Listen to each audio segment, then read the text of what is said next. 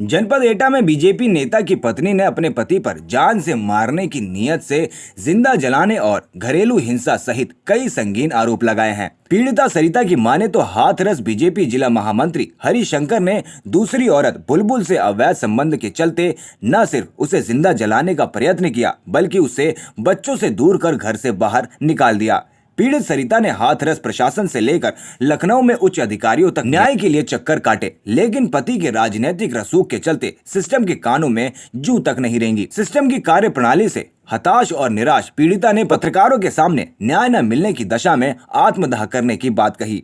पीड़िता ने मुख्यमंत्री से न्याय की गुहार लगाते हुए कहा कि अगर उसे न्याय नहीं मिला तो वह आत्मदाह कर लेगी। पीड़िता सरिता अपने बच्चों से मिलने के लिए अधिकारियों की चौखट पर नाक रगड़ रही है, लेकिन अधिकारी सत्ता के दबाव के चलते कोई कार्यवाही नहीं कर पा रहे हैं। वहीं पीड़िता की मदद के लिए आगे आई सामाजिक कार्यकर्ती रश्मि यादव ने महिला होने के नाते साथ खड़ी रहकर आवाज उठाने की बात कही। तलाक हुए उसको घर से निकाल दिया और अलग एक कोई महिला को लाके रखा है। 10 साल से वो बेचारी अपने न्याय के लिए तड़प रही है। तो मैं यहाँ अचानक आई, मैंने सुना इनको, और ये जो महिला है प्रधानमंत्री तक अपनी एप्लीकेशन दे चुकी हैं, मुख्यमंत्री को भी दे चुकी हैं, महिला आयोग में भी दे चुकी हैं, लेकिन क्या इनके जो पति हैं जो अभी सत्ता पक्ष में पदाधिकारी हैं, इसके कारण उनके साथ कोई न्याय नहीं हुआ। उनकी आवाज़ को बिल्कुल दबा दिया गया है। और ये मेरा है सरकार से अनुरोध है, और मुझे लगता है कि सरकार इनके साथ न्याय करेगी, क्योंकि सरकार का तो मुख्य मुद्दा है बेटी बचाओ बेटी पढ़ाओ।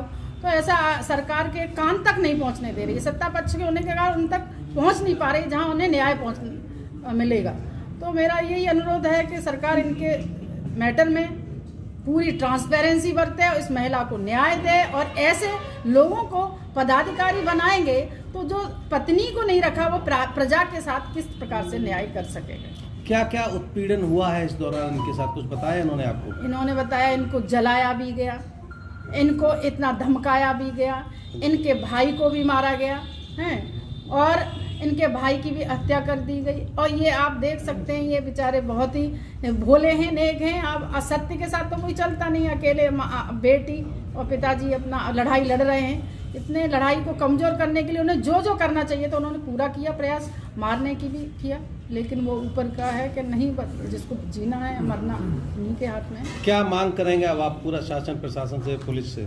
शासन प्रशासन से यही मांग करेंगे, उसको उसका पूरा अधिकार दिया जाए, उसके साथ जो मांग रही है पीड़िता, उस पीड़िता के साथ न्याय किया जाए। मेरे पति दूसरी भूरा पहलवान दूसरी औरत ले आए, खमोना गांव से 2 बच्चा सहित अगवा करके लाए, मुझे मार के घर से मारपीट करके मेरे घर से निकाल दिया है, और मेरे भाई को मेरा भाई सहायता करता था, उसे भी मरवा दिया है।